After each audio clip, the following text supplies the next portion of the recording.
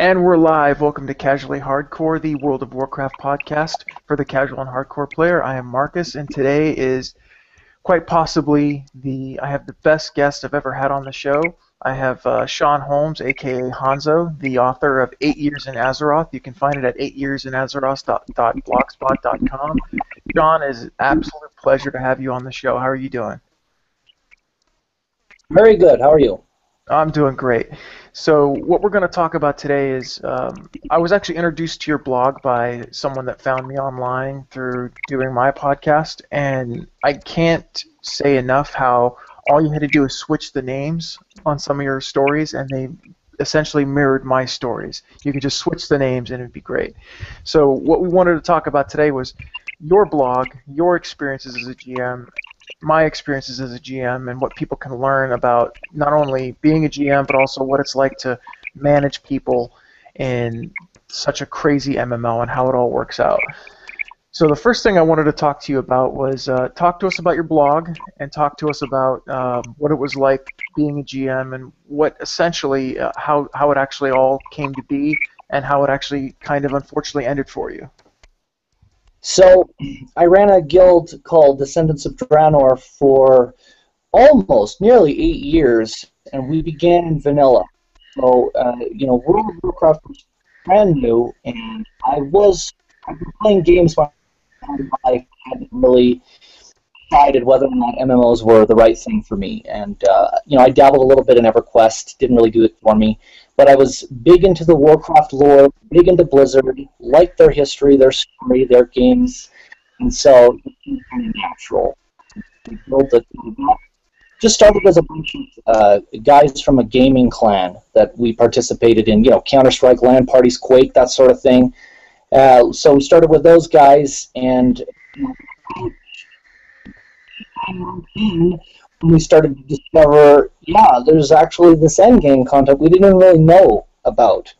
So, jumped through the necessary hoops to try to grow the guild, get it to a point where we could start setting foot in these things called Molten Core and Blackwing Lair, and the next thing we know, we're raiding. So, for the next, 7.5, 8 years, it was just all the trials and tribulations of having to deal with a raiding guild. What worked, what didn't, how I could incentivize them, how I could keep them honest and accountable, keep them showing up night after night, for, raid work.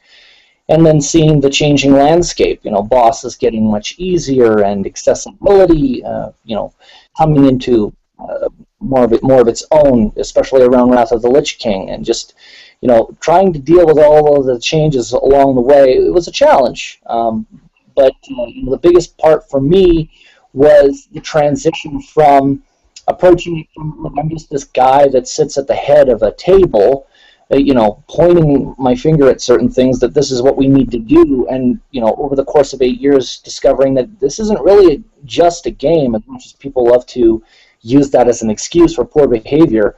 It's about people, and it's about dealing with them and learning the nuances of their various personalities and what their intentions and agendas are, and becoming smart about a leader, not spending a lot of time trying to change people, but putting in the necessary guardrails to make sure that they can't take advantage of you, and what you've got set up and going. So we did that for 7.5-ish years, and we went as long as we possibly could. I mean, near the end, I really felt like we were struggling to kind of keep it together as much as possible.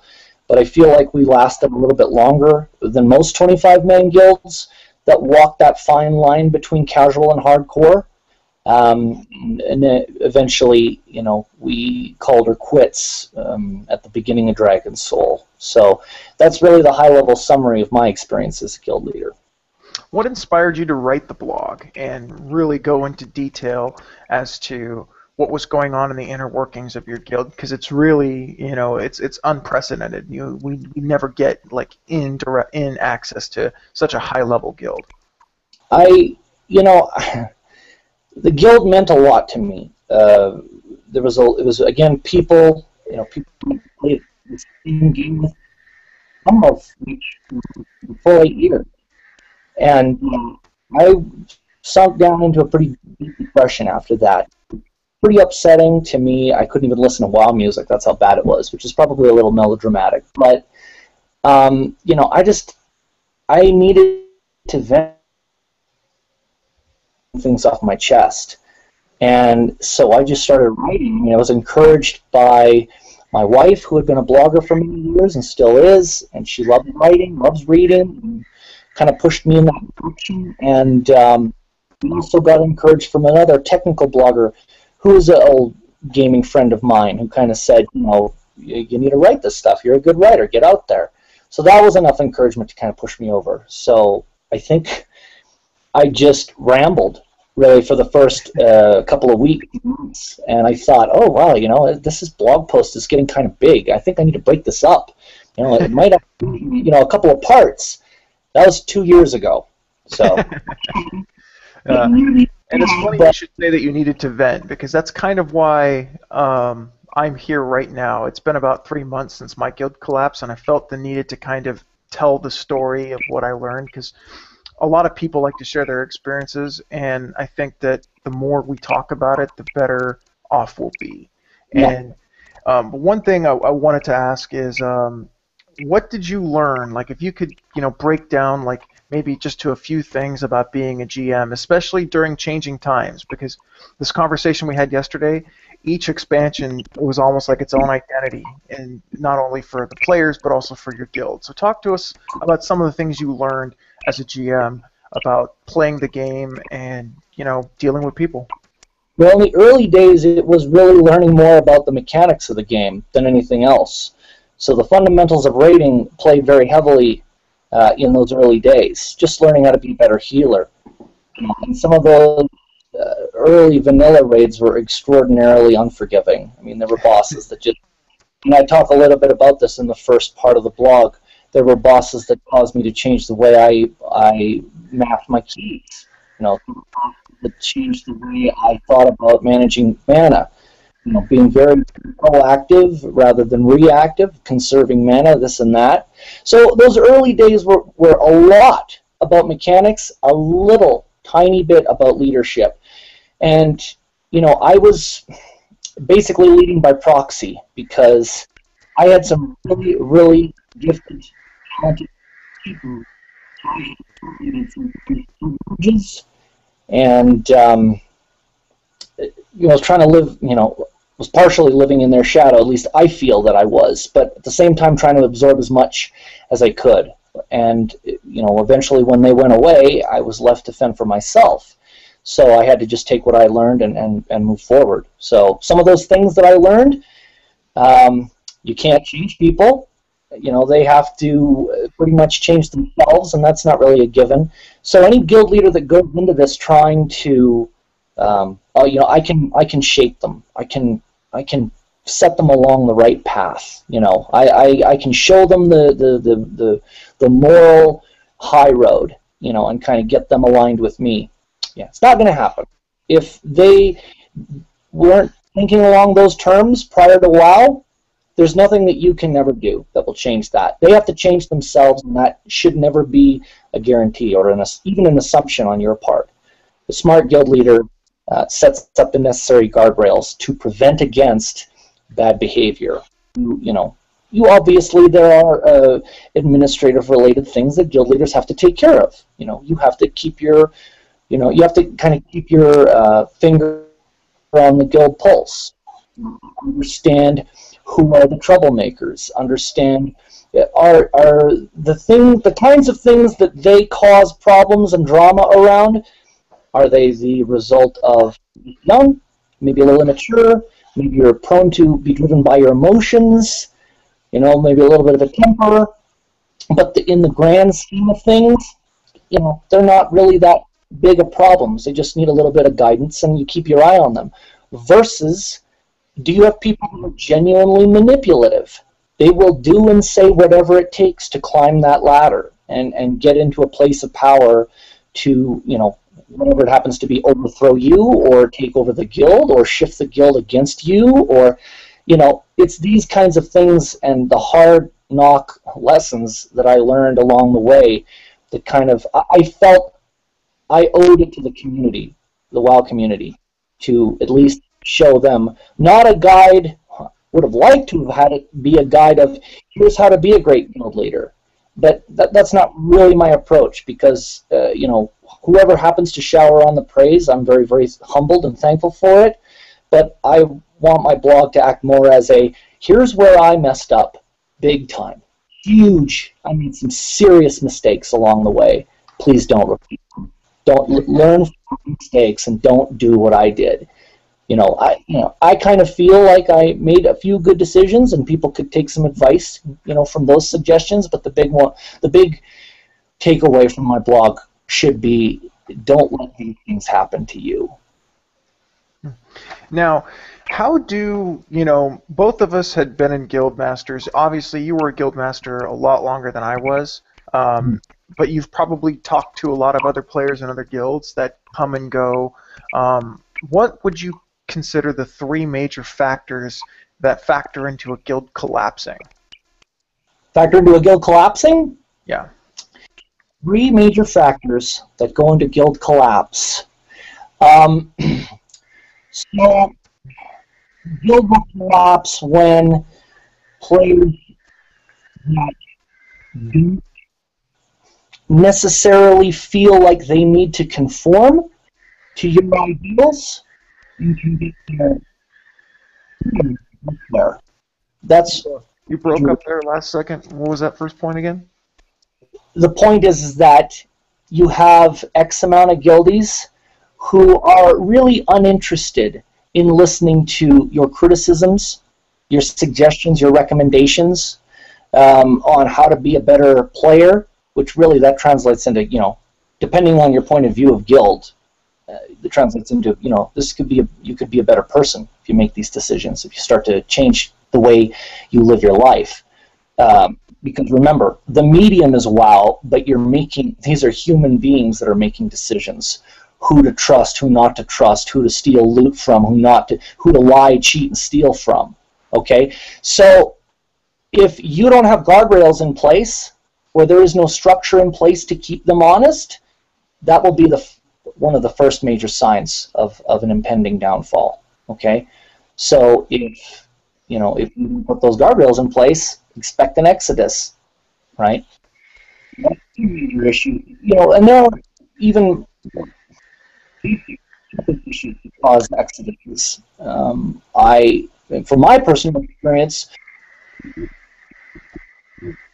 simply due to a shifting culture, right? The shift in culture that is not right or wrong. I want to point this out. It's important to understand this.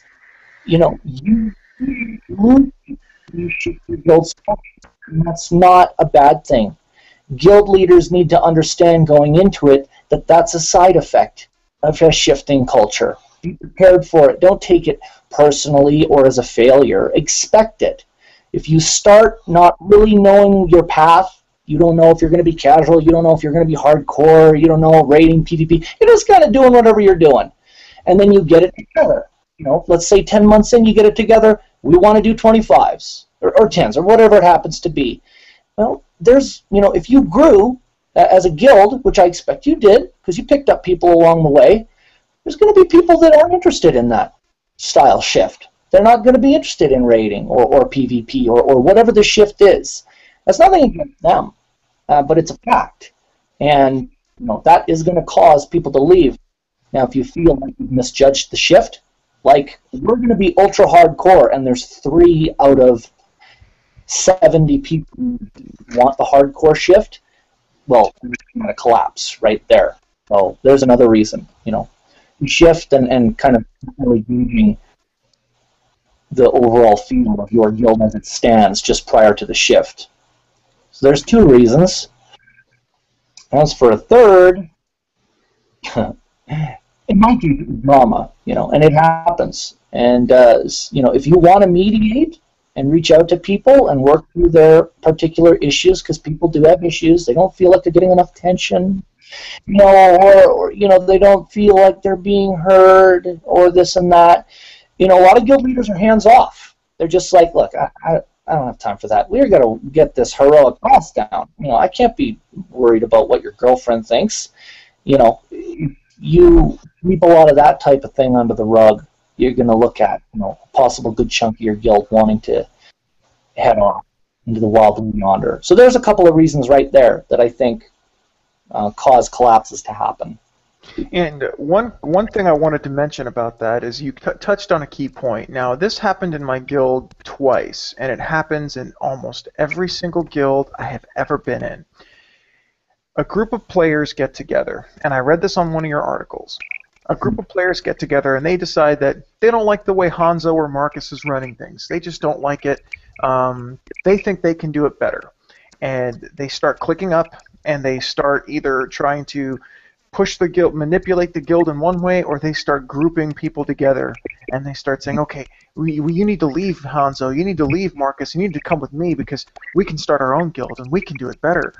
Why do people do this? Why do they join a social club, which is a guild, and then from the inside try to wreck it and, you know, get their own? And one of the things that I felt most, this is where it really personally hurt me, was here I am bringing all these people together, and we're giving them an opportunity to play, and we're having fun together. Why do they essentially just want to break off into their own thing, and instead of working hard like we did, just try and steal our fruits of labor and steal all of our friends into this other section, into their own little thing? Why does that happen? Yeah, it's a great question, and I think that a lot of gamers don't like to talk about this because it's, you know, awkward, and it you know, with low self-esteem, have problems with the truth. It's not that I'm blanketing low self-esteem label across all gamers, but let's face a couple of facts. You know, when I first got into gaming, I was very young, early 80s, and it had a stigma attached to it, okay? I didn't even know what stigma was back then, but I knew that because I liked video games, I was the one that got picked on the most in the playground. So, you know, and I saw that happen more and more and more. The people that I ended up gaming with were the same sorts of social outcasts, those awkward, nerdy kids that didn't like sports and didn't do well around people. Those were the ones that you know, went off to their darkened rooms and plugged in Sonic the Hedgehog and went to town on their Genesis, right? So by moving to a gaming sort of pastime, a hobby, as your default go-to, this is where you go to unwind, you go to relax. You're not really spending a lot of time with people, and at least in those early days, you know, it was a very anti-social, very solitary hobby. And I think that a good chunk of people never really, gamers, you know, never really got the ability to develop those social skills that are required to deal with people, which guess what? When you know, finally grow up and are an adult and you have a job and you have to deal with people and pay your bills and mow your lawn and say hi to your neighbor, all of these abilities to deal with people come into play. And you know, there is this huge amount of gamers that because they turned away from the social interaction of the world and and found solace in games, they were ill prepared to deal with other people. Now, not everybody fits them. I think a huge majority do.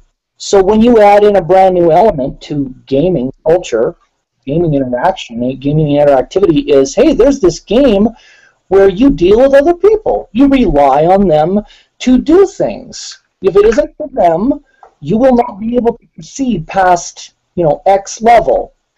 And I think that monkey wrench into the whole nerd gaming culture. There were these huge amounts of players that didn't know how to deal with one another, didn't know how to communicate, talked a lot of trash, talked a lot of shit, yelled and screamed and pounded their fist in the air when they won and threw tantrums when they lost. And these are the types of behaviors that you don't see, you know, when you go to work, you know, or you take your kid to school. This isn't appropriate.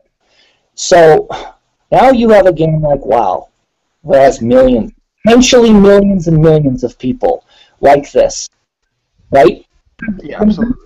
Remember, when Vanilla launched, there was no accessibility. It wasn't in the cards. You were a gamer who played WoW, right? You checked it out. Gamers really lasted very long. Anyone that was less than that, you know, a lightweight person.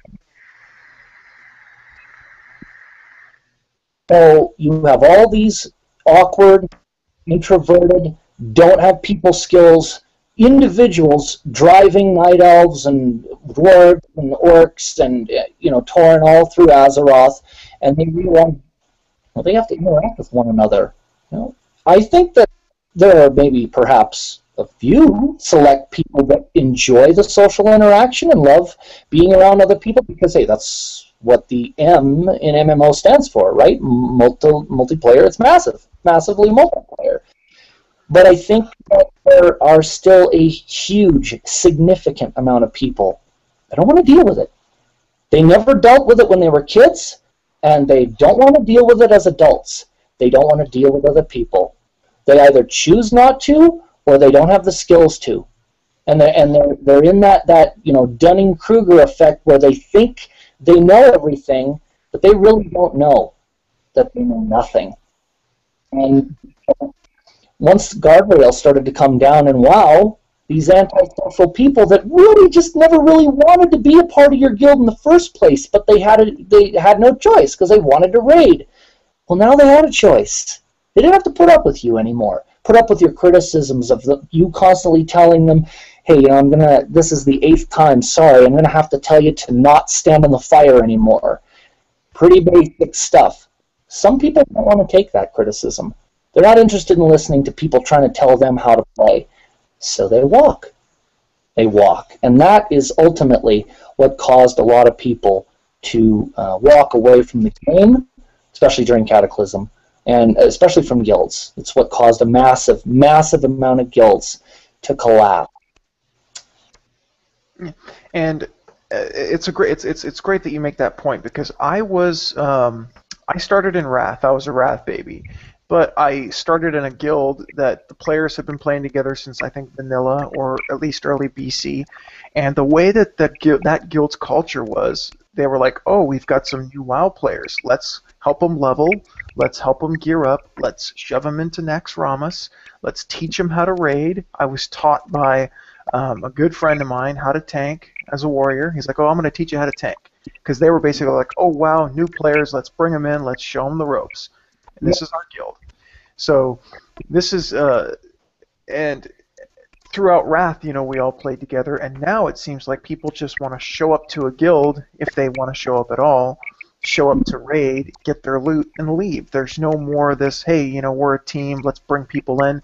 They start spamming in trade, I want a 575 or higher healer in my raid. Like, it just seems like those types of players are either have changed their values or they're not playing anymore. Is that a safe assessment? Yeah, absolutely. I think you and I talked a little bit about this yesterday. There was a very deep, complex issue, which is why I couldn't really sum this up in a single blog post. It's been taking 2.5 years to tell this story. You know,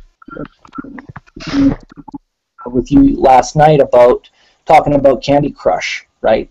Which is this popular casual game right now. Everybody can play it, you know, and we look at the stock market valuation for the company King and see it plummet, you know, which is really just a repeat of Zynga. And it surprised me because they based their business model around the type of gamer that does not want to game long term. That's the whole definition of the term casual. They come to the game, the content, leave. Not building online relationships, or even sometimes dealing with people at all. They want to come, get what they want, and leave. And, you know, I think that Blizzard's done a great job with some of these newer iterations of casual. Hearthstone is great, lots of fun. You know, Heroes of the Storm, that's less casual just because it's a MOBA, but the free-to-play model, I can see how they're, you know, playing into that. But WoW was never really intended to be low level, you know, lower the bar so, you know, baseline that anybody and everybody should get a chance to get in. They wanted to do it because they didn't feel like they were getting enough people into endgame content. I remember them saying at the end of Burning Crusade, I think 7% of the gaming WoW community got into Black Temple. 7%. Probably was more like 1% for Sunwell. Just as a super low amount. And they looked at their business model and said, look at all the time and materials we're spending putting into the design and development of raids for this microscopic small percentage. We need to start doing this. We need to lower the bar, make this acceptable, get more people.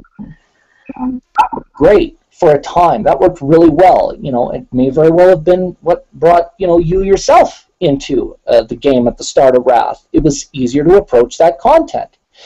And for a time in Wrath, they handled it appropriately. There was content for casuals. There was content for hardcore people, right? There was content for everybody in Wrath. But what they paid very, very close attention to was that the reward matched the effort, right? They still considered the 25-man to still be the significant, real rating, which was really just a mirror of the 25s from the Burning Crusade. The 10s were added as a convenience. If you chose to continue to be antisocial, not do well with people, not take criticism on your class, but really just prefer, as you say, prefer the smaller group set, which is fine. I'm not going to hold that against people. But 10s were added as a convenience. Let's get one thing clear here. 10s were added to allow people that preferred to not have to deal with other folks. They wanted to be in a small guild, that access. And that's fine. That's totally cool. That's awesome. And I was all for it. I'm for everybody getting a chance, regardless of preference. I'm all for people getting a chance. And there are people in my guild that hated that decision. If you're a reader of the blog, you'll know folks like people that I talked about in my guild, like Dallins, hated it. As soon as the 40-man went away, he said that was the end of the game. It was all downhill from there. And I never really agreed with that. 40s were awesome. They were epic. But logistically, it was a nightmare to administrate. So the 25, they were a little bit closer, but they're still hard. And Burning Crusade, really hard. We pushed, we went balls out and just, barely them just before the 3.0 patch that launched Wrath. So we got them, luckily, just before the nerf. But I always truly believed everybody should have a chance to experience that content. If you pay your $15 a month, absolutely. Get you in that content. Absolutely. You are entitled to get in there and make some effort and see some content. But somewhere along the line, they lost track of that. They lost track of why 10s were added in the first place. Again, as a convenience, for those people who preferred not to be in a large guild. By the end of Wrath, the mentality had shifted to, whoa, 10s are actually, they're their own competitive league. We got guild ops doing all of these special achievements, just, tracking just for the 10-mans. They're just as competitive as the 25s. We got to take the 10s more seriously. So serious, in fact, that we think we should merge both locks and start handing out the same loot. And that's where things went horrifically wrong. And it's funny how you bring that up, because that's actually was pretty much the straw that broke the camel's back with my guild, Gods Among Legends. We had been running about 2 or 3 10-man teams. We were running normals, and the elite team, which was run by me, we were actually 5 bosses down into Siege of Orgrimmar on 10-man. And we decided that I made the decision because of Warlords that we needed to start prepping for 20-man mythics and go into 25s. I wanted that. That was the goal I was setting for the guild.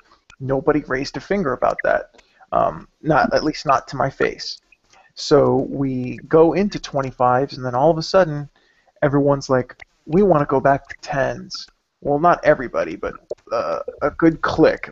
About half the people that were in that original 10-man, they were like, we don't like this anymore. We want to go back to 10-man. I'm like, well, you do realize that in...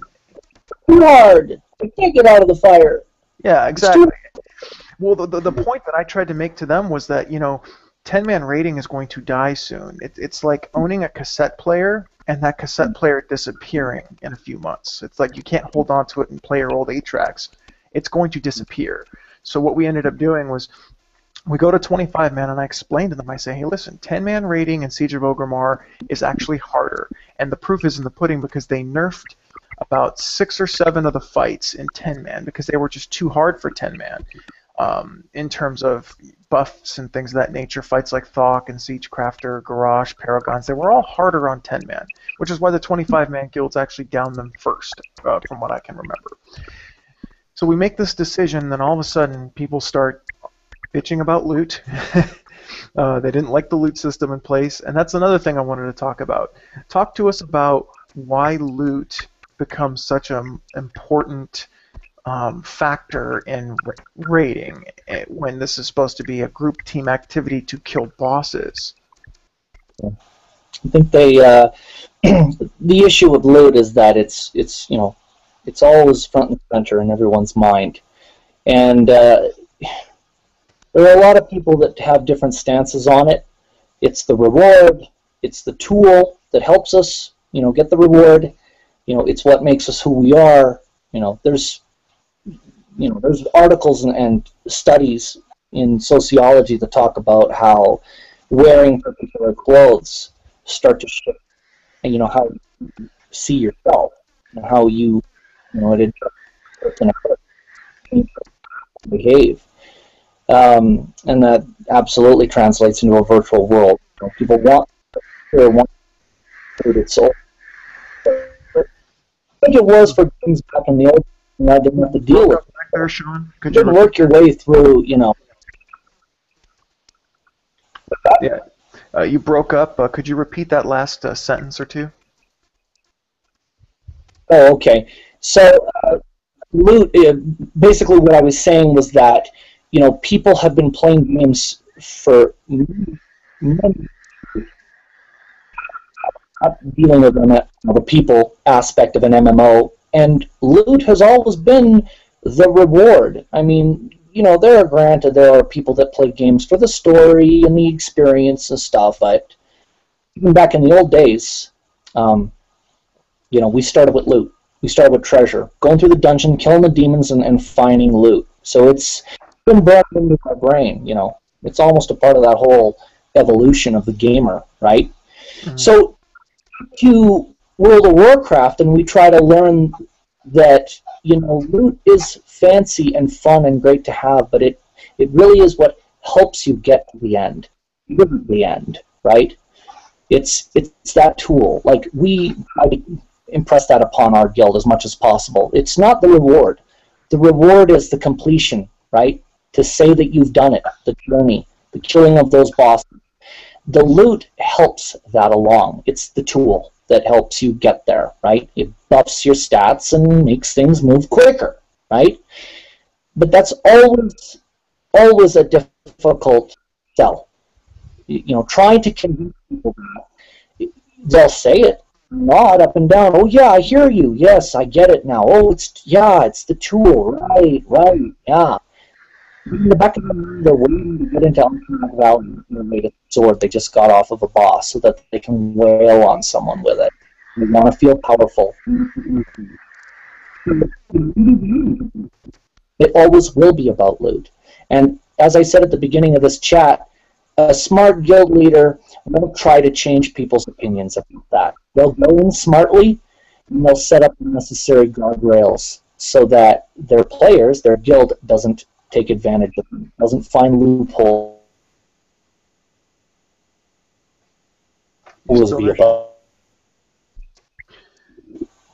Yep. I'm sorry, you broke up there, Sean. What was that last sentence? It'll always be about loot. Always. Exactly. Forever. And that's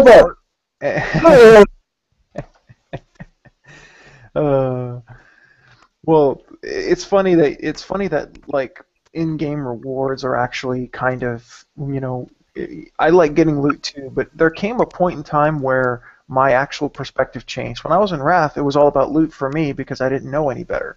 But what I actually did was I was watching some of Method's kill videos, and they were always so excited when they killed a boss together. They were always screaming. They were always just going absolutely ballistic. It was just a great atmosphere. It was like winning the World Series almost. And I wanted to bring that aspect to my guild. and I didn't care about loot. Like, I would pass loot. It just didn't matter to me. So when I set up my loot system, I got together with my guildies, and I didn't know whether you thought this was the best idea or not, but when I was trying to set up the loot system for our 25-man, what I did was I had kind of an impromptu powwow with my guildies, and we actually all agreed that the DKP system, while I felt was the best system, I still think DKP is the best system because it rewards showing up, it rewards killing bosses, and you can also give more DKP, or is it the EPGP loot system that's kind of popular now? But unfortunately for me, due to the constraints at work and the kind of guild we weren't necessarily a hardcore raiding guild. We just wanted to step into heroics because we were past normals. So I set up a loot council, and they all kind of agreed to it. They were like, yeah, because what if this drops and, our tank really needs this? We had a DK tank. What if this weapon drops? Well, why are we going to give it to our melee when we can give it to our DK because we need to give it to our tanks? So we set up loot council. We talked about it. I had a guild meeting, which I had guild meetings every week. Had a guild meeting. I explained to them the loot council. Nobody lifted a finger until we killed the first boss and started distributing loot. And that's where the meddling started. The problem with the meddling was it was all behind the scenes. So talk to us about setting up a loot system that's fair. Talk to us about what you think loot system works, and talk to us about how to deal with guildies that won't listen to anything you say about loot. They just want it all for themselves and are clearly selfish. Yeah. So I've never been a big supporter of Loot Council. I hate it. I understand its value and place. If you have an ordinarily tight-knit group of players who know each other very well, perhaps have gamed with one another for long periods of time and have gone through the whole relationship process, maybe Loot Council will work for them. I still think it's too easy to corrupt. It's too easy to, in the heat of passion in one night when you're pissed off at a particular guildie, or your girlfriend has pissed you off, or she wants a particular item, or whatever it happens to be, you make a bad judgment call. I really don't feel like loot should be handled based off of judgment. I'm a big, big supporter of measuring contribution. If you come and raid bosses, the price will help us in the long run. So I've always tried to balance that because I don't want to leave it to an officer or somebody who has emotions. I just want the number to dictate it. You come, you earn your place, you roll on loot, you bid on your items. So with that having been said, you better make sure that your DKP system is, very, very closely monitored, and know how people exploit it, know how people take advantage of it, know that people sit on huge piles of DKP. You empower them to bid on items. Chances are you are always going to get groups of people that don't bid on items. They're going to keep waiting. They're going to keep waiting for that next big one, that next big item. It's going to drop next week, and that's the one that I want. Okay, well, guess what? In the meantime, you're not improving. Your stats are not getting any higher, and your DPS is still sucking a lot, and we're dusting items. That does not help progression. That does not help us move forward. So you need to make sure, as a guild leader, you keep close eye on that, and take care of those types of situations as they arise. Putting on DKP, treating DKP as cash, fostering a culture of sitting on it and waiting for the next big drop versus actually the culture of this guild is we're not going to suck. You cannot find what upgrade you can. And I always used Hanzo's rule of thumb in DoD always was plan on not seeing another upgrade again, ever. You take the gear that you have on your back and you push it to the absolute limit. Every last gem, every last enchant, you take it to the absolute limit because there is never a guarantee that you are going to get a piece of loot, ever. Because you don't know what the boss is going to drop. Yeah, there's no guarantee.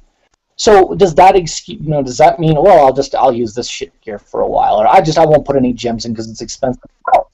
No, you push yourself to the absolute max. You take advantage of every opportunity you can, and you push it to the max, right? And exactly. And you know what's funny was, you know how Wild Progress works? It's actually a great tool. I was actually, before I started the 25-man rating, I said, okay, guys, let's look at the first 3 bosses in 25-man. Let's look at methods kill, who was in their raid and what their item level was at the time that they raided. And we looked at methods. Their average item level was like 554 when they killed the first 3 bosses. And my guild's average item level was pushing 560. So I basically told them, I said, hey, guys, listen. I know we're not Method, but Method is playing the exact same game that we're playing. Their warlocks have the exact same buttons on their action bar. They don't have any special tools. They're just playing the exact same game you are with less gear killing bosses. And for whatever reason, this didn't sit well with a lot of my guildies. They were just like, oh, we need gear. Gear's the answer. Gear's the problem. And I could have said, no, you need to shift what you're doing. Like, I had a guild full of raiders that had never raided heroic before, myself included, and we were trying to do something new together, and what ended up happening was people just felt like gear was the only answer. How do you convince guildies that gear isn't the answer to playing well when there's real world data that shows you don't need an X amount of item level to kill a boss? So what I found in some of the experiences of running this DoD guild for 8 years, I found that a calm, passive, we're going to educate people kind of approach, it doesn't always work. A lot of times, and this, a lot of this research I didn't come across until after the guild collapsed. You put data in the face of a person who has an opinion, a very strong emotional opinion, you would think would convince them, oh my God, I can't believe this. You're absolutely right. Nothing does have less gear than us. Oh my God, I need to turn my shit around. Actually, that doesn't often happen. In fact, the opposite happens. The face of someone who has a strong belief that you think is wrong, and when your data proves them wrong, they double down and they get even worse.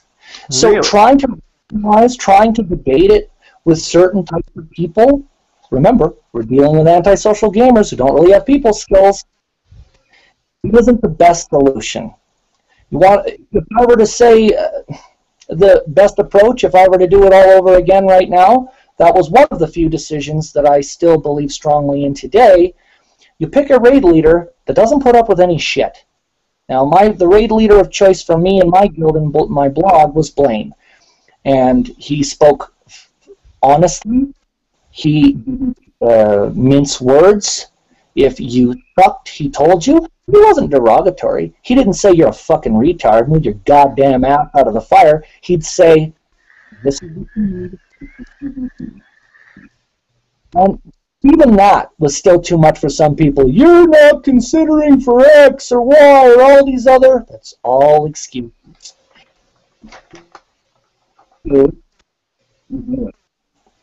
And sometimes raiding guild requires that culture, right? You have to foster and maintain that mentality, that culture, which is gear is a tool.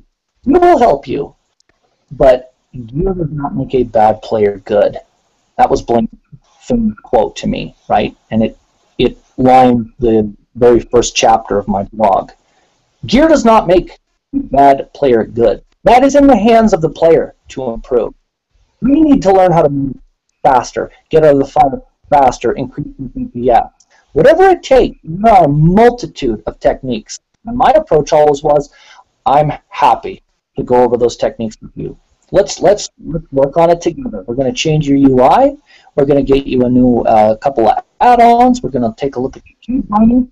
Whatever it takes. If you're interested in learning, we'll do it. And that worked. I learned myself that way through vanilla and TBC, and then I began to educate my guild during Wrath. It just so happens that in Cataclysm, some people didn't really want to take criticisms or suggestions, just walk away. So that's my solution.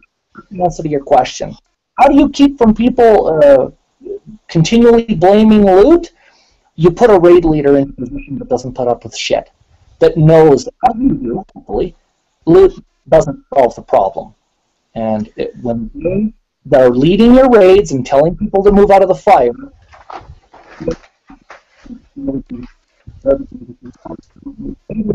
it's not really a loot thing, and he's the one that's running the show. So,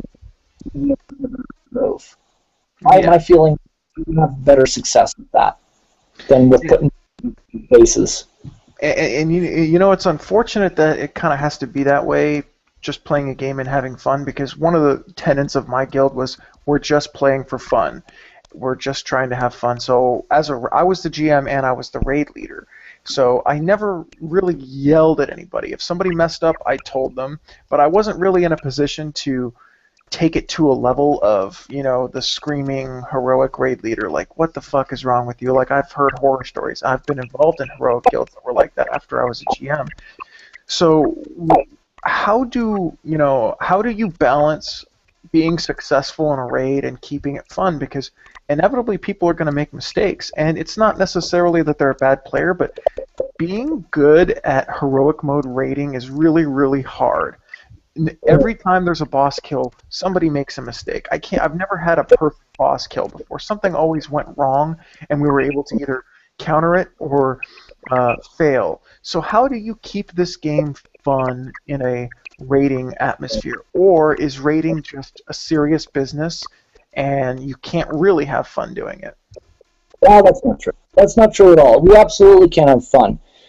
It's important as a guild leader who wants to do successful raiding at a serious level to acknowledge and recognize that there are places and times, right, for different types of behavior. So, for example, my culture in DoD was a very open, jokey, friendly vent while we're pulling trash and clearing it. As long as we're not wiping trash, you can say, talk, chat, whatever you want within reason, obviously. We're not going to start insulting each other, but keep it open, keep it friendly, keep it chatty. You know, and even that wasn't necessarily something that Blaine, my raid leader, agreed on. He thought that we were a little too chatty. And that's fine. But I believed very strongly. I wanted to keep it fun. In fact, I haven't blogged about this yet, but we're getting close to it. One guildie that came in near the end of Wrath and featured heavily during Cataclysm introduced a gambling game where people would like bid random amounts of gold while we were pulling trash, and then they would do this rand thing, and oh my god, I owe you all this gold, and blah, blah, blah, blah, blah. And, you know, I had to say, I'm fine with that, too. I'm fine with that. I'm fun and enjoying yourself and talking about movies and anime and games and WoW and all that stuff. And, okay, we just pulled the last piece of trash, and now we're getting ready to do Merogar. It's time to shut up.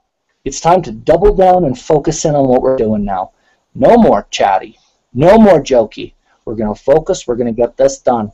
And then we're going to move on to the next bit of trash where we can go back to our old environment.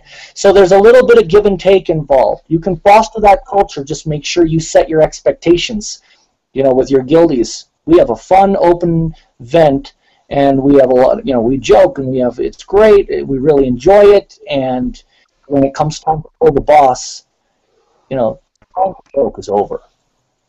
And you know what? I actually had a problem with that.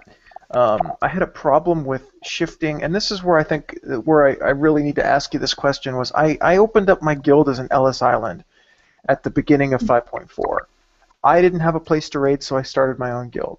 And I was taking anybody and everybody. It didn't matter your experience or I don't know, just come in, we'll raid, just have fun. And for a long time, well, for the guild's tenure, I'd probably say the first 3 or 4 months, it was nothing but fun.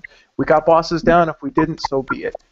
The problem, what do you think about when we stepped into heroics?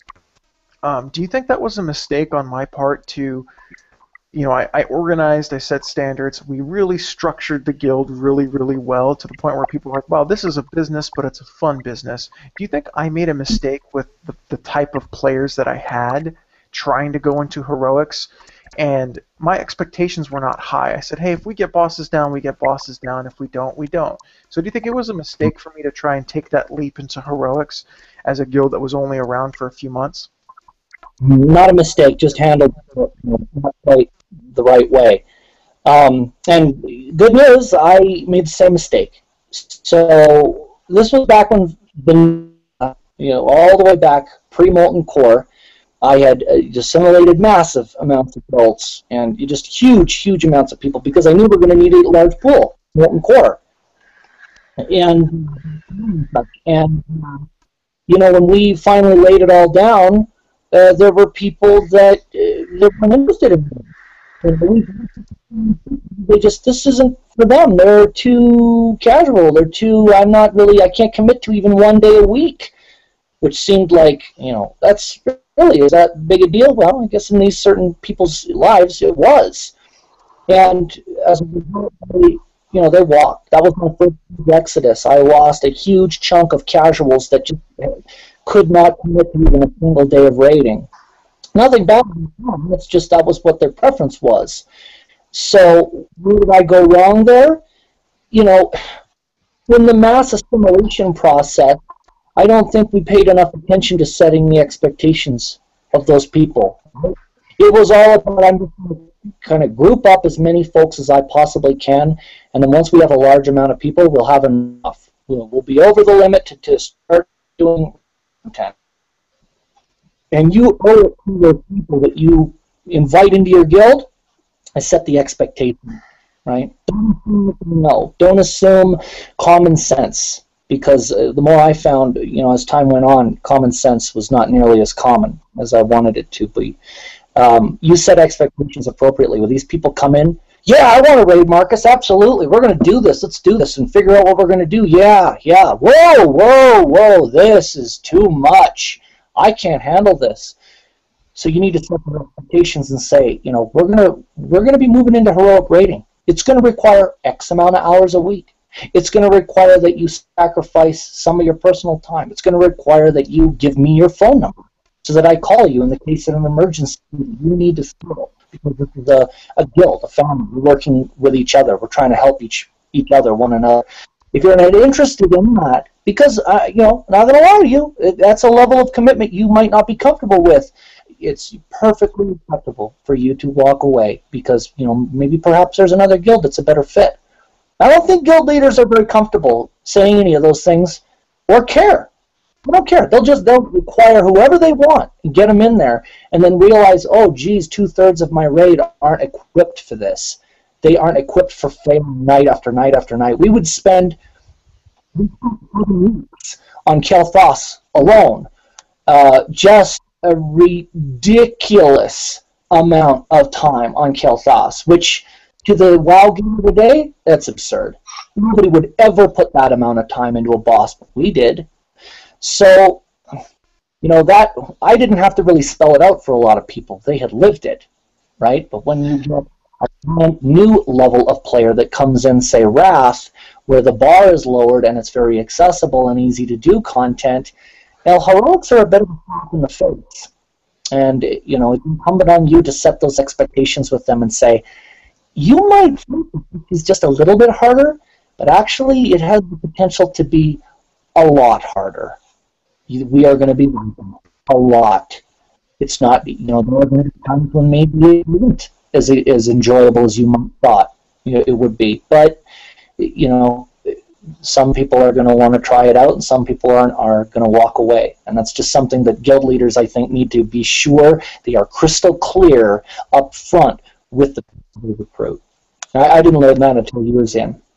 And it's funny you say that, because right before we started our 25-man heroics, during my weekly guild meeting, I literally wrote out this entire meeting notes, like word for word, and I explained to them what was going to happen, because I was in contact with my buddy's guildmaster. They were like US 37th, and he basically told me what you needed to do to prepare. So I set out all these things. This is how loot's going to work. This is what's going to happen. We're going to wipe. We're going to spend weeks on a boss. We actually spent weeks on Garrosh normal, but we ended up persevering through. I'm like, hey guys, it's not going to be easy. We're going to wipe. I set those standards. But the one thing I think people need to know is you can say anything you want to say. It's not until they get knee deep into that content that they realize, hey, this isn't for me. I'm not good enough, or I'm going to make excuses as to why I'm not good enough, and I'm just not cut out for this. They may not say that, but you're going to see it in their performance. And I saw that with about 95% of my guild members. They were not cut out for that style of raiding. What I should have done was I should have backpedaled and said, okay, guys, you guys aren't cut out for this style of raiding. So what we're going to do is every single week, instead of continuing to push heroics, we're going to do 1 or 2 bosses, and then we're just going to clear normals out until we get things going. So I completely agree with you on that aspect. Was you have to be upfront, and I was, but you're not going to know how. It's kind of like a job interview. They can say whatever they're going to say during the interview, but you're not going to know how that person is until you start working with them. So, saying that, I want you to give us the kind of meat and potatoes as to what happened to your guild DoD, how it collapsed, and how that decision came to be. So, Kata rolls around, and boy, oh boy, what a story. So that's why I'm blogging about it. So there were some people-related issues, obviously. There were some people that I don't think did a very good job of being entirely upfront with me. I put trust into people that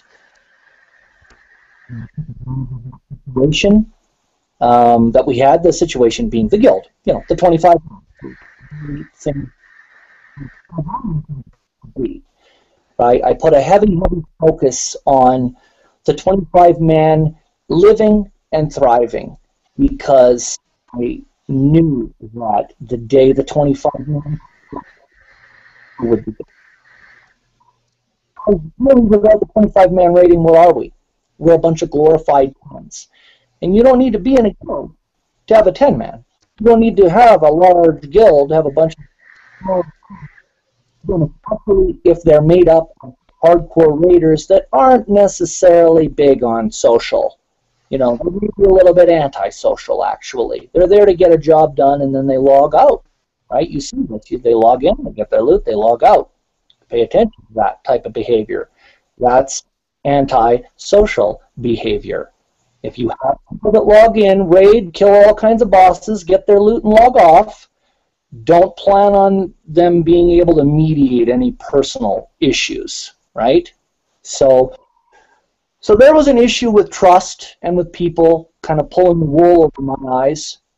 There was an issue of the guardrails no longer being in place. Blizzard, I think, they really had very, very good intentions with the whole 10-25 shared lock, shared loot situation. They didn't want people to burn out, right? They didn't want, we see what you're doing with Tournament of Champions. We didn't really want 25% to be running the 10s too. We don't know why you're doing that. That's too much gaming. We don't want you to burn out. Well, what are our plans? I mean, we will play how we want to. Just ask the casuals. You can't tell them how to play. So in reality, you shouldn't be telling anybody how to play. We all pay our $15 a month. We'll play how we want. So Blizzard took their guardrails down by making the same loot into both, rewarding the same loot for 10s and 25s. People had to back out now. They didn't need to be criticized. They didn't need to take your shit, Marcus. I am tired of listening to you telling me that I'm a shitty healer and I need to move out of the fire quicker, and I'm tired of it. I don't want to deal with you anymore, so I'm leaving. I'm going to join my own 10-man guild, and we're going to get the same loot as what you were going to give us. So I had to deal with that. And I scrambled to pick up the pieces of the collapsing 25-mans around me because they were collapsed left and right. There was just no reason to, unless they were a super hardcore guild that was pushing World of Warcraft. We were all of the same. They stayed together. But the people that walked the fine line, the casual / hardcore line, I was ever done. much drama and bickering and people that were, this is another thing you need to learn about running a guild, and this goes beyond guilds. In any hierarchical organization, doesn't matter what kind of super, super nice, kind people you have at the top, I had some really genuinely good people in my officership. People that I would have trusted my kids with. They never said a mean word about anybody, to their face or behind their back. They were genuinely awesome individuals. And there were people that called them elitist, called them assholes, called them, I can't believe I have to put up with this shit. Well, it's because they're trying to make you a better person, but you can't see that. So in any hierarchical group, there are going to be people that are just always pissed off at the things they do. They don't see it as a problem on themselves. Oh man, I guess I should be a bit more frequent. They don't see it that way. They see it as a huge injustice upon themselves, and they leave. So I had to deal with that. I had to deal with people that normally would have taken my criticism and bucked up and just gotten better, and I had to deal with them leaving. And, the trying to pick up the pieces of collapsed guilds was tough. There weren't really a lot of great options. There weren't really a lot of great choices.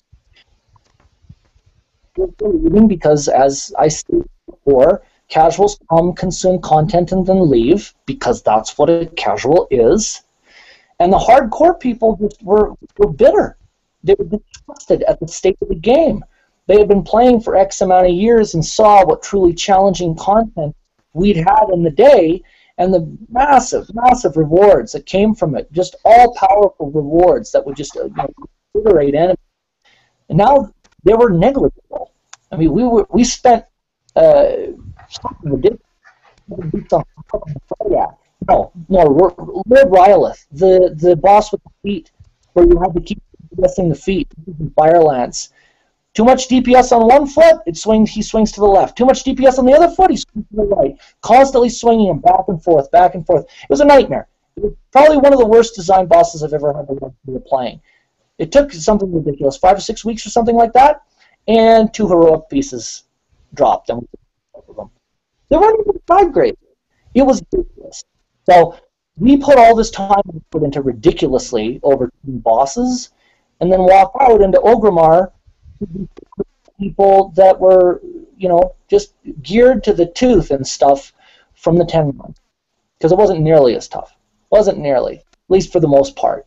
There was, as we talked about this yesterday, there was definitely a closer gap in difficulty in Kata between the 10 and 25 than there was in Wrath, but there was still a difference. The 10s will go to their grave. They will absolutely, the 10s in Cataclysm will go to their grave and say, the 10-mans were harder in Cataclysm, and they're free to believe that. And it's not the case, but, try to convince them otherwise. And it's funny that you bring up Cataclysm, because we spent a good hour talking about Cataclysm and how, I left early in Cataclysm, so I don't know about it, but I remember the guild culture was kind of the same in Wrath, even though you had an inflated audience. But I think that inflated audience was willing to kind of deal with that culture, willing to kind of hop into it. And I think in Cataclysm, from what you're describing, that the 10s and 25 mans for the hardcore or semi-hardcore guilds, from what you're saying, they couldn't deal with that shift, so people just said, okay, we're not going to go in this direction, we're going to go in this direction. So it lowered the player base, and the player base got disenfranchised. And I call that player base the core player base. They're the players that are going to play for the most part, no matter what content's out there. They're just not going to do it in a manner which was what we call the traditional guild structure. And that puts a lot of pressure on guild masters. And it puts a lot of pressure to keep things going, because people are inherently selfish. And guild masters, from my experience, tend to be the most unselfish people, for the most part. Some GMs are very, very selfish, but it's hard to see a GM as selfish when they are trying to move a group of people in a direction. They might have selfish intentions, they might give themselves extra loot, they might do this, but it's hard to be selfish as a GM. And it. So what was the final straw? Like what was the day you made the decision? What was going on the day you made the decision to shut down DoD? Yeah. So based on viewership, probably not going to go over. Um, and You're kind of breaking up, Sean. What's that? Your mic's kind of coming in and out. Okay, sorry. I'll back up. Yeah. So, unfortunately, I hate to say this, the thing that killed my guild ultimately when I went in the coffin was LFR. And What? it was introduced at the beginning of Dragon Soul. So it was LFR. LFR. So final tier of rating in Cataclysm. Okay. So Dragon Soul rating launched. It was tuned to the max. Okay. It was really, really tight, at least from a 25 perspective. And we had basically a full 25-man progression raid decked out in everything heroic from Firelands. We did not have scrubs. We had everything. You're breaking up again, Sean. Raiding, they had the tools. Stand by just 1 second, Sean. All right, let's see if that fixes it. So the last thing you said was you were decked out in heroics from like nose to toes from Firelands. Firelands, exactly. So not trivial. Like we're not going in scrubs, right? Okay. Normal 25, barely get past Ultraxian. Just busting our balls trying to do it. And we spent a couple of weeks in there, and then we broke for Christmas break.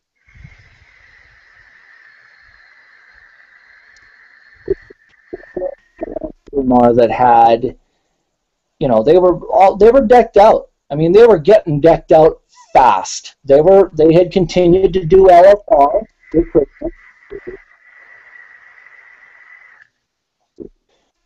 And we were busting our asses trying to make this thing work. And, we barely had anything. We had the best gear in the game at the time from Heroic Firelands and we're barely making dents in Dragon Soul.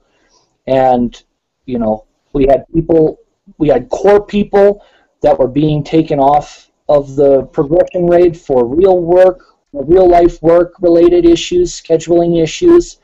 There was nobody left in the pool. The pool had completely dried up. Anybody that could have been available to be rotated in was gone.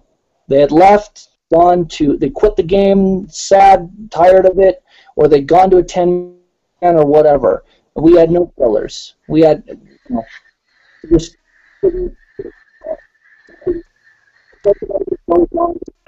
as long as I was having fun, and we were not having fun anymore. It was not fun to log in and see that all the hard work that we had put into raiding over 8 years wasn't even able to get us through a normal mode dungeon, a normal mode raid, Dragon Soul. Couldn't even get through normal mode in all the greatest heroic gear ever.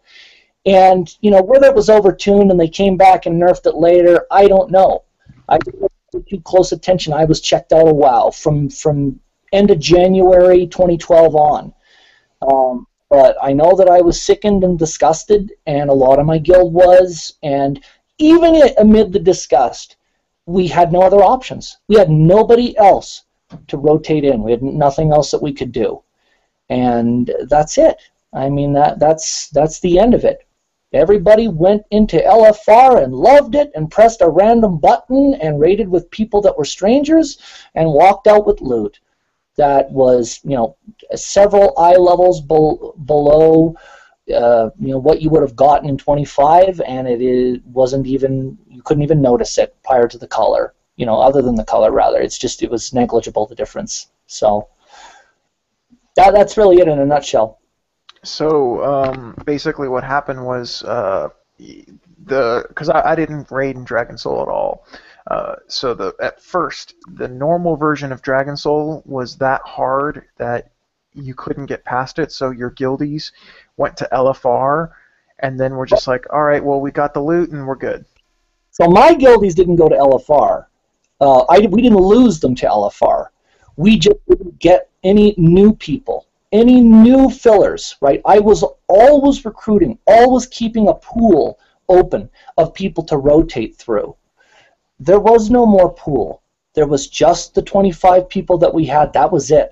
I stretched it out as long as I could, knowing full well that when the day arrived, that one person in our guild was like, yeah, I can't make it tonight. I got this thing going on, and da-da-da-da-da. For 8 years, I had always kept a pool of backup. We would have someone be able to be rotated in and to fill your spot. We didn't have anyone else. That was it. Everyone else was gone. Gone, quit, tired, bored, disgusted, whatever the excuse was. We had no more options. No more pool to rotate through. So as people had real life issues, as they did, I never ran a guild that said, you absolutely have to be here every single day. That's the type of guild this is.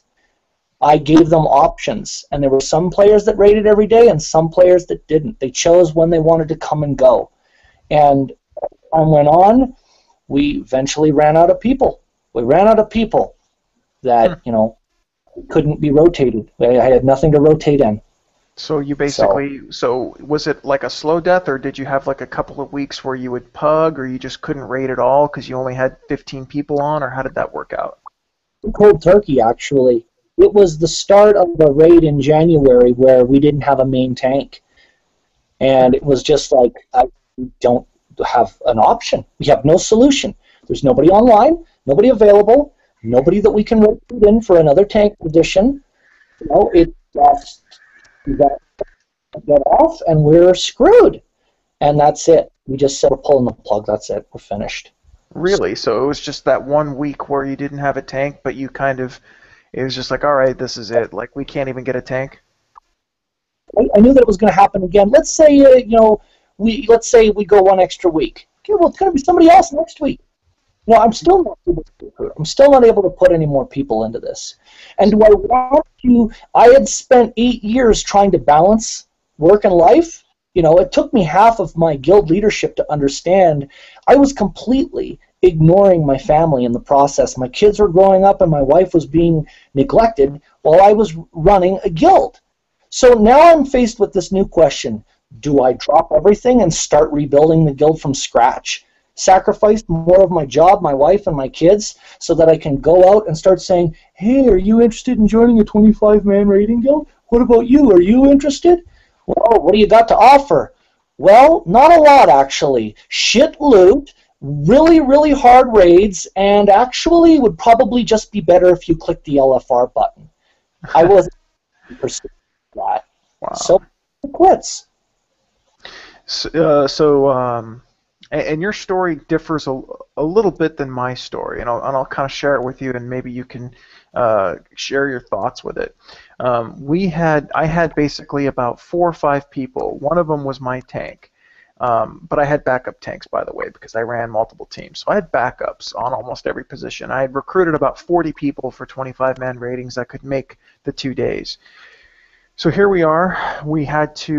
I was logging in, and we were going to start an Erosion, which was the 3rd boss in Siege of Orgrimmar, and those people I had kicked out the day before because we raided on Thursdays and Fridays, and on Wednesday night I saw them logged in and I saw them in Siege of Orgrimmar, and I was like, what the hell are you guys doing? I said, we told you we didn't want to do 25s, we're running a 10-man with some pugs.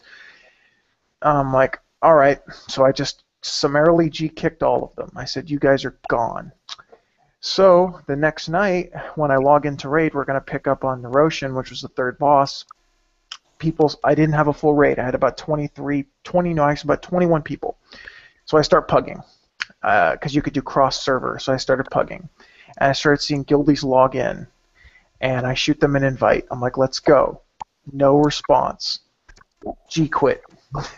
I had about 3 guildies on raid night G quit on me. Biggest slap in the face. And so we pug and we fail all night long on Nerotian. And we had people drop in and out. Like, it was the worst night of raiding ever because I just couldn't fill my raid. And here I am. At one point, I had a roster of 40 heroic ready raiders. And by heroic ready, I just mean item level. So me and my officer sat together, and we literally said, what the hell are we doing here? We kind of threw our hands up. And I had 2 officers that I trusted really well that worked really hard, that are really great people. So unbeknownst to them, I had already apped for other guilds because, you know, a warrior tank was a hot commodity, especially for guilds that couldn't get past Siegecrafter. So I had been apping around in this guild just like, hey, we'll take you. And so... and this happened over the weekend. So we threw our hands up. We said, what are we doing? So I started apping. And then the next Monday, I called a guild meeting, and I basically told them, hey, you know, that's pretty much it. You know, I can't fill my raid. People are getting pulled into this opposite group that is full of, you know, people that are just considered out for themselves. I'm shutting it down. Like, I'm not going to go through another exodus of people that, you know, aren't appreciating what our guild was doing. What are your thoughts on that? So there's this underlying belief that when Blizzard went into Cataclysm, they believed very, very strongly that people would rise, quote unquote, to the occasion, right? There would still be this contingent of 25 raiders that would keep raiding alive and healthy. But the thing to remember is that, you know, people don't take the easy way out.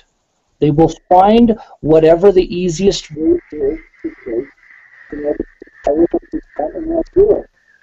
Some are upfront about it, and some will pull the wool over your eyes. But ultimately, that's the detail of players. And it was, you know, very noble of them to keep this kind of great, you know, good intention. We really strongly believe that people will raid the hardest content.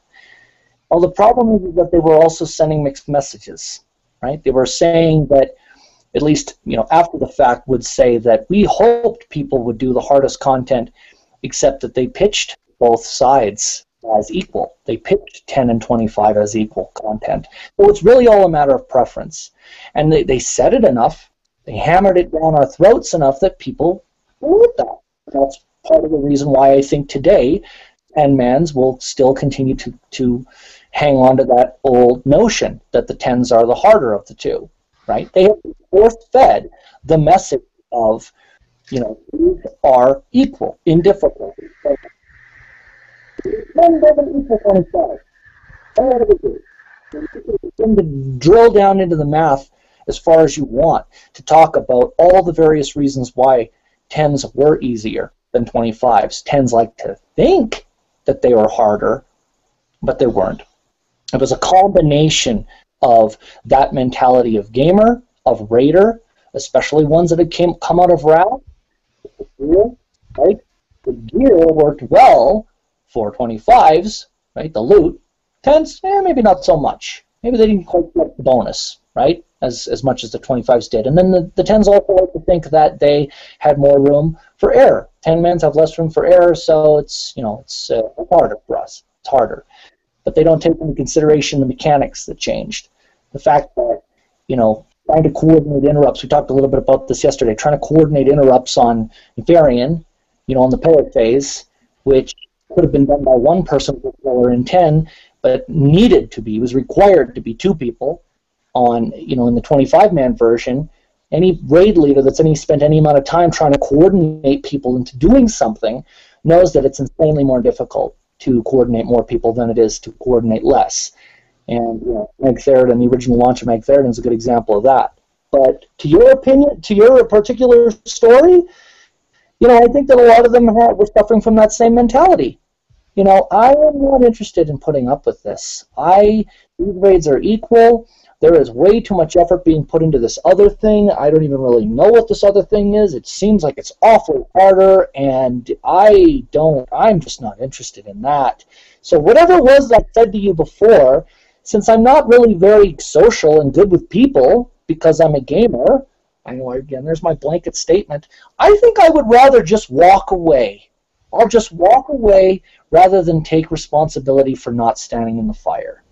And in my experience, it's very, very, very hard to find people that are willing to do that, to step up and say, you know what, it's actually not you, it's not the lag, it's not my computer, I'm just an asshole, okay? I just get my shit together.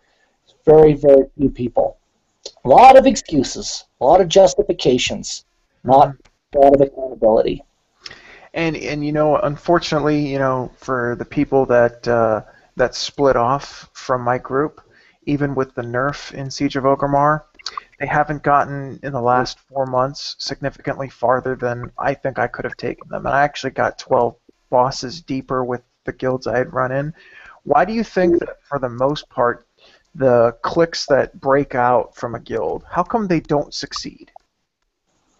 The cliques that break out from a guild don't succeed because they are very, very focused on the goal. Right? They're focused on all the things that they could be. This isn't difficult. Look at this idiot guild leader that we all don't agree with. We could do his job. This is easy. And we could do it much more efficiently in a much smaller way, willing to take into account the fact that none of them are very good with people skills or can mediate any issues. See, I was spending a lot of time mediating issues because I gave a shit about the people. I may not have at first when I first started my guild in vanilla, but I came to learn that over many years, that this is more than just a game, and that isn't an excuse to justify bad behavior. There are people involved. And for me personally, I felt like I could help these people deal with their issues, get through them, fix their problems. They can't take criticism, or they have low self-esteem, or they don't know how to move out of the fire, or their DPS isn't fixable. I felt like I could help these people. People that are antisocial, that they really give a shit about emotion and psychology and how we interact with one another, they're not interested in mediating.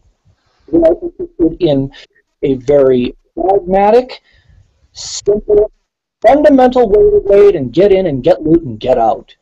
So when drama arrives, because it does, because people are involved, they aren't equipped to deal with it. And then they collapse. So that may be one of the reasons why these cliques that think they're so awesome that break off don't really go much further, because unless they're really truly, like we're talking about those world first hardcore guilds that just decided to go from 25 to 10, they've moved beyond that.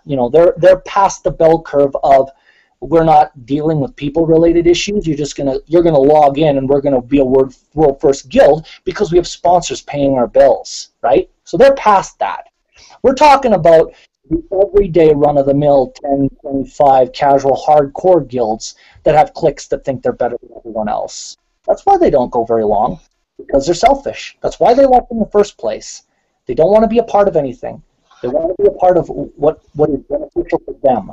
And that is not a blueprint for good longevity. That guild is going to collapse. And it's unfortunate that happened in my guild. And when I saw that coming, I'm like, all right, and that was the thing I always said was, if you think you can do it better, do it better. And I was a rookie GM. I only had a few months experience.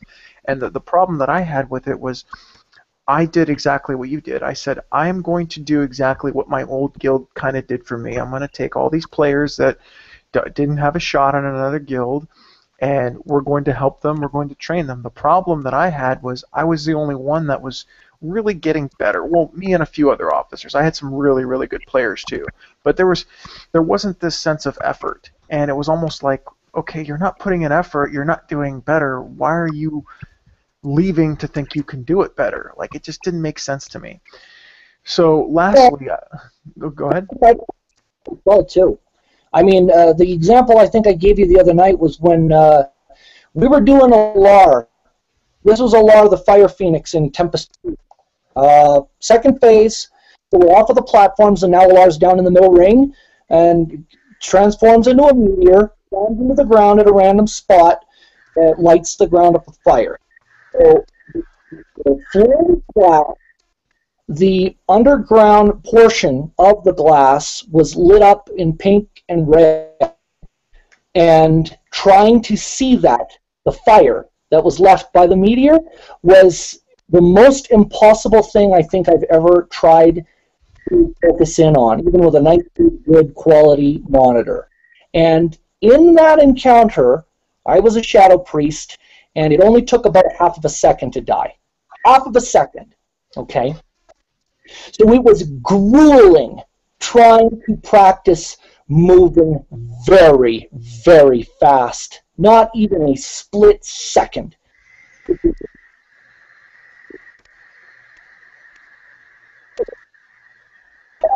So stand in a decursed ring of fire 10 seconds. Easily. 10 seconds. Just be healed through it, whatever. You know, it's no big deal. Whoa, whoa, whoa, whoa, shit, there's fire under my feet? Oh, Christ, I guess I better move. So significantly that there is no focus on effort. You know, this is another thing that I caught Ghostcrawler talking about on Twitter the other night with Bashiok. Somebody called them out and said, you know, why did you focus on dumbing everything down, lowering the bar? Why not try to bring people up? And their response was basically, what makes you think people want to be brought up? Exactly. They hit the nail right on the head. There are a huge, huge number of players now that couldn't care less about how well they play. They want their loot and they want out. They don't care about being brought up. So in the earlier days of BC and in Wrath, there wasn't a choice.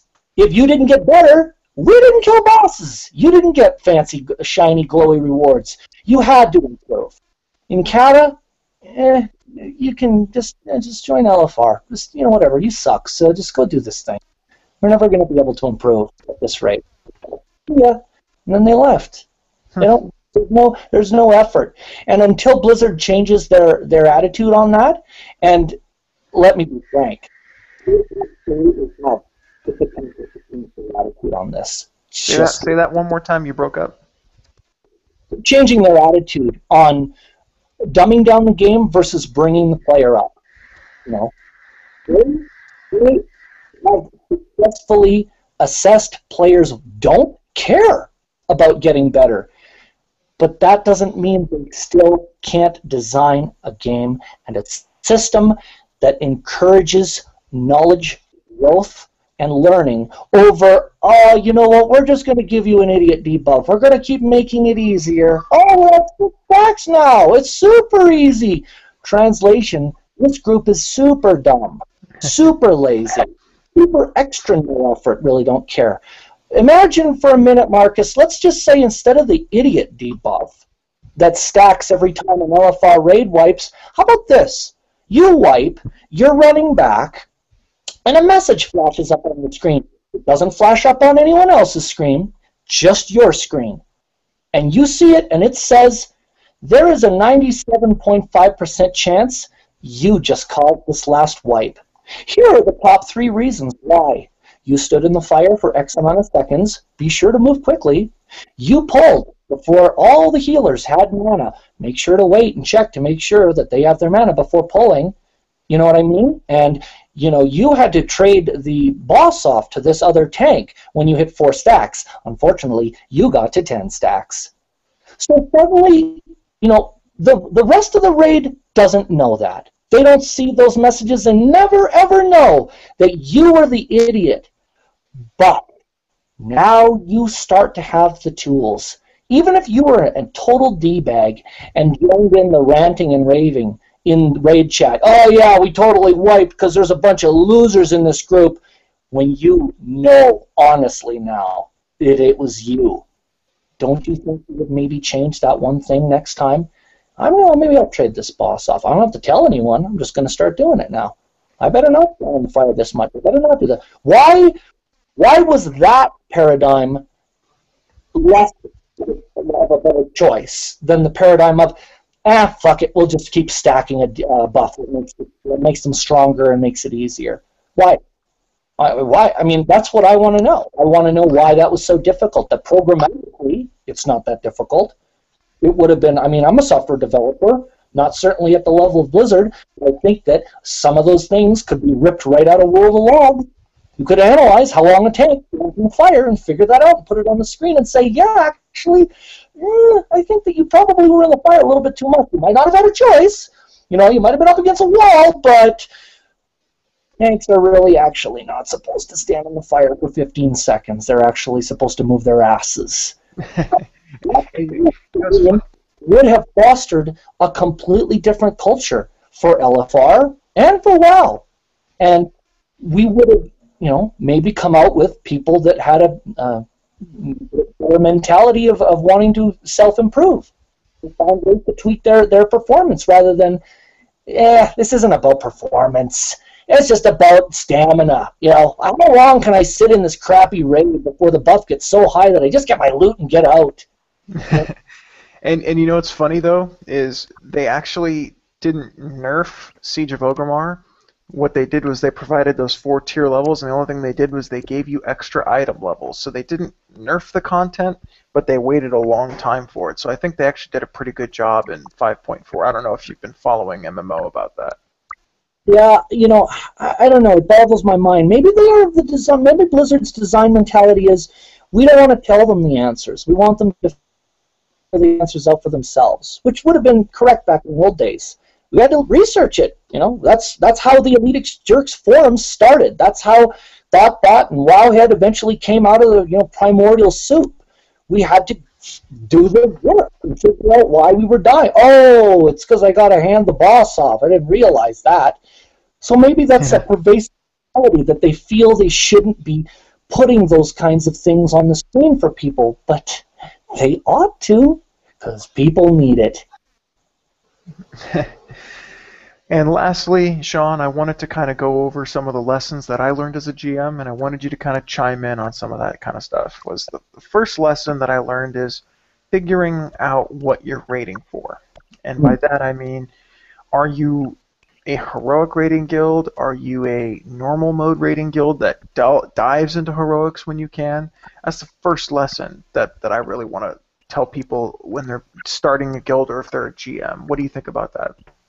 I agree, absolutely. Setting expectations up front and being crystal clear is one of the fundamental points of leadership, and leadership in general. Setting expectations, because if you don't, what happens? They come back with excuses. Oh, I didn't know it was going to be this type of guild. Oh, I didn't know I was supposed to stand out of the fire. Now you... Yeah. Just assume common sense. Worst mistake any leader can make. Don't assume common sense. Yeah, that's a great lesson. Let me write that down. The second lesson I learned was to organize and set standards, have a guild leadership structure, but only have a few officers. And by a few, I mean 2 to 4 at the most. You want to keep, from my experience, you want to keep a tight center of power. You want it to kind of be like a... oligarchy. You only want a few people with power, but you want that GM to have the power. Kind of like the president. He has his secretaries, he has his this. They all confer to him, and then he makes a decision. Yeah, and I think to build on top of that, I think I would offer the advice to choose your officers wisely. Choose one. The challenge for people. They like to just pick whoever is their best friend or whoever's convenient, or holy God, we've got this one guy who plays forever. He's on morning, noon, and night. He'd be perfect officer. Yeah, actually, that's not a good qualifying material for officer. You have to see how they interact with people. I don't know if you've ever heard the old joke. At least this was a common kind of dating joke that I grew up with. Was I knew that at least it had been shared amongst the nerds that if you ever, girls seem to want to pay attention to how the man treated the waiter at a restaurant, right? And this is how he's going to treat you in 3 months. It's actually It's actually pretty accurate. You watch how some of the people you're about to push the little promote button on, you see how they treat strangers. They offer up their time and their services, and they're genuine, and are they pretty dismissive, pretty, they don't really care. They don't really put a lot of effort into it. They can't be bothered with it. It very often describes how they're going to be a long-term officer. I was lucky in that I picked people I felt that were very closely aligned with me. Strip World of Warcraft completely away, and we're all buddies hanging out. Are these the type of people I would hang out with? Do we see eye to eye on the same things in life? Do we believe the same beliefs? Share the same ideologies? People like Junkard, people like Neps in my guild, these people I felt were genuinely good-hearted people, and that worked for me because I felt I was good-hearted, and that's the kind of guild I wanted to run. Now, the douchebag guilds are looking for fellow douchebags. It would probably be a bad idea for them to promote someone like me into officership because we would not get along. Make sure your officership is aligned with you, because guess what? You are a reflection of the guild's ideals. You create the guild based off of what you believe the perfect world is. You need people that believe what you do to enforce that. Put the wrong people in power, they're going to go against you, and they're going to start putting a divide in it. Mm-hmm. Yeah, absolutely. I took the words right out of my mouth. The third lesson is be fair, firm, and consistent, especially with loot. Yep. Yes, absolutely. Wholeheartedly agree. And I think I've mentioned this in the blog. Equal is not the same as fair. Exactly. People say, we want to be treated. We want to be treated as equals. We want to be treated fairly. Okay, well, hold up just a second there, Chief. Fair is not equal. Equal means we are all at the same. There are no hierarchies. There are no ranks. We all contribute equally. No, that's actually not how it works, especially not in a raiding guild. If you treat the scrubs the same way you treat your superstars, you are going to find yourself without a guild. Superstars will leave because they are disgusted and want to make progress, and you'll be left with scrubs, which are not going to take you anywhere. Mm-hmm. But equal and fair are not the same. So make sure your loot system is fair to everyone, but that you don't issue loot equally amongst everyone. It doesn't work like that. And it's funny that you should say that your superstars will leave if you treat the scrubs the same way, and that equal doesn't equal fair. That's amazing. And this is one that you told me. Beyond wow. If you were running a firm, you wouldn't give the same raises to the first employees.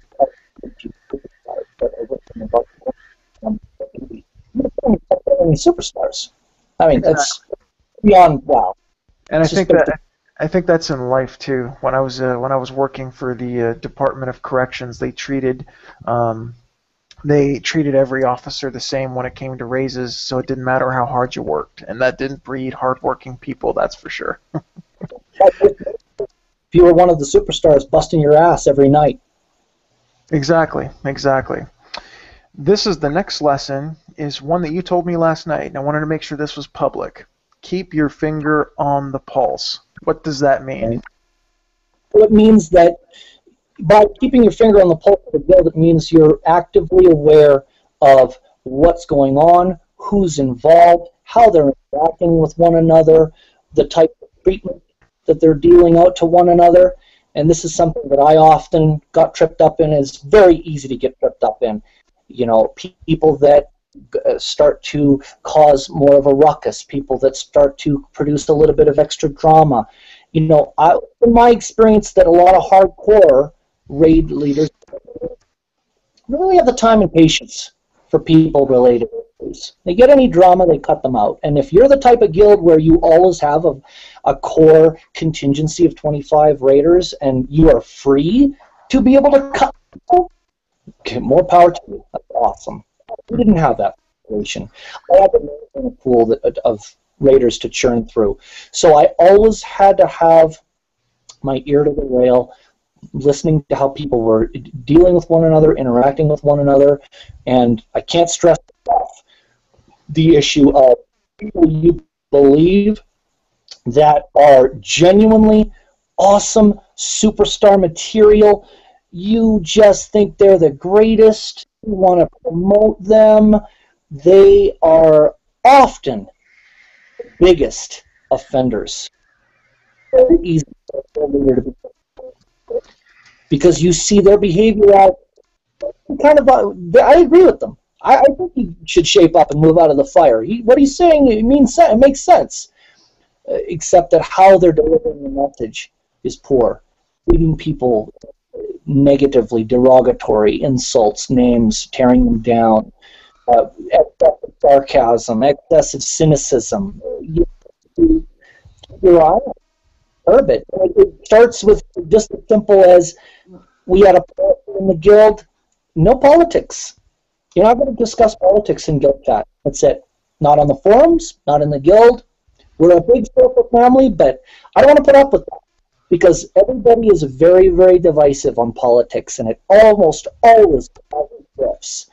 And you say, oh, it's all, good fun, all just debating, but that would be very short-sighted for a leader to take that stance.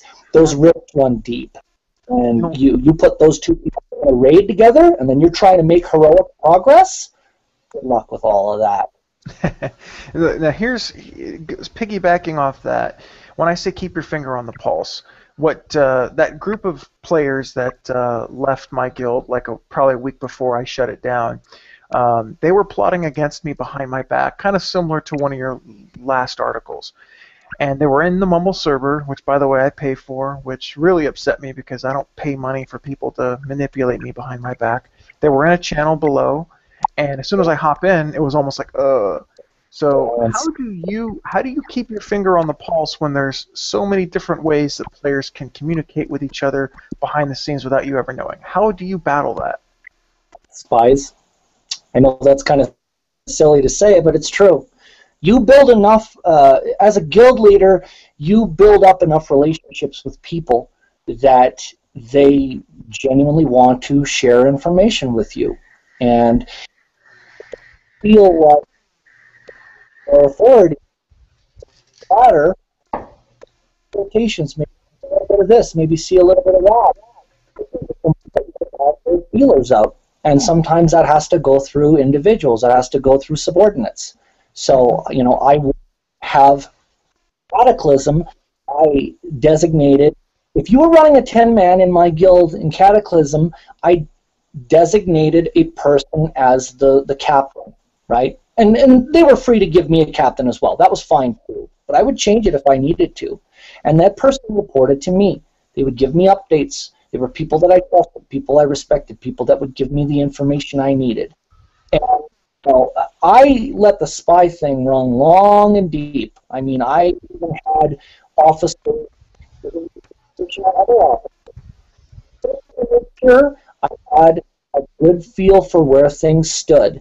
Now, that may sound like it's a little underhanded, but when you're in a heavily siloed game where people are going to cliques and do things outside of the 25-man, and you're trying to build this community, and you want to keep your finger on the pulse again, you have to do these things. Mm-hmm. You're not going to start with ESP. You've got to have source information, and you build trust in these types of individuals that have access to these groups, these cliques, and you have to do updates. That's how you keep the finger on the pulse. Now, the last message, or the last lesson, well, I wanted to also talk about those cliques briefly, because I always believe that cliques are inevitable. You just can't prevent it. But you're going to have to deal with them. And Absolutely. And unfortunately for me, the one way that I found the best way to deal with them is if they're causing problems, if they're doing stuff that's not conducive to the guild, the second that they do that, you got to destroy them. You got to figure out a way to destroy them. And unfortunately, 99% of the time, I found that cliques are inevitable, and the ones that cause problems have to be destroyed. Because in my opinion, a guild is a clique of WoW players, and you can't have little cliques in a guild causing problems. You're going to have little cliques because of the way people play, or the times that they log in that aren't on raid night. So the one thing that I would tell GMs is, if you have little cliques in your guild that are causing problems, just get rid of them. Just get rid of them. I can't disagree with that. I mean, it's tough cutting clicks out, because very often you have groups of people that are extraordinarily good players. They raid like mofos, and you love yes, but they are lacking in the people skills department. I had a lot of people like that, especially near the end, and cutting them meant ending progression, right? Or almost nearly ending progression. And it depends on, what's your goal, what's your focus. Raid at all costs, or we afford to sacrifice a raid night a week if it means cutting 3 D-bags out of the guild, or, you have to weigh the pros and the cons and, find what works for you. What are you? Well, this is one thing I'll be talking a lot about in my final chapter of this blog, is ethics. That was another thing that wasn't very black and white. People that I thought were extremely ethical, had certain differences of opinion on what constituted morally good versus morally, bad decision making, and it's an issue that comes up. And the last lesson I think we can both agree with, and this is the harshest lesson that I learned, and it's the hardest one to actually achieve. Make it fun. How do you? Yeah. That's the lesson that I learned, was how do you take raiding, which the way it works is it's a team. It should be on paper the funnest thing you could ever do in a video game. Get 25 people, now going to be 20. Get them grouped together. Have people have different roles. Go do these complicated boss fights and kill the boss. How do you do that in a guild culture? Like, how does that become fun? When did it become a business? When did it become, application, like you're applying for a job and you show up at certain times and people aren't down with that? How do you make serious raiding fun? You got to paint that picture of, what avoids the grass is greener, which is what causes raiders to think like, well, this is shit. I got to get out of here. This other guild looks awesome. Come up with techniques on encouraging people to see that the con of leaving is right than staying. Of what's the con of staying here in this guild? Come up with as many different techniques as you can. What did we do? I encouraged and fostered the culture of chatty, open joking during raids, as long as they were focused when it came time to do the boss. Lots of slapping each other on the virtual backs, screenshots of accomplishments, and encouraging each other to congratulate one another, even if they were tens, which I kind of feel differently about now. But making progress. You post screenshots, you slap each other on the back, make sure that we're involved. Watching guild chat, if anyone needs help, if you can get some goal challenges to try to nail down. Everyone's working on drakes. Even after the main progression rate is done with the achievements, we're going to keep looping people. Let's get a forum thread started of the people that still need their drakes. Let's get those people in here. Let's do this. It's about family and community and encouraging fun, even just fun, unrelated WoW stuff on the forums. Like we had a You Laugh, You Lose thread. They were posting jokes and talking about games other than WoW. And you have to paint that picture. Why staying is probably a better decision than going. Because when you go, you're going to have a 10-man. It's going to be easier. You're going to get your loot, but you're going to have that community. You're not going to have what we've got going on here, this fun, these games. We know each other. We enjoy what we're doing. We have all different things that we offer for people, whether it's...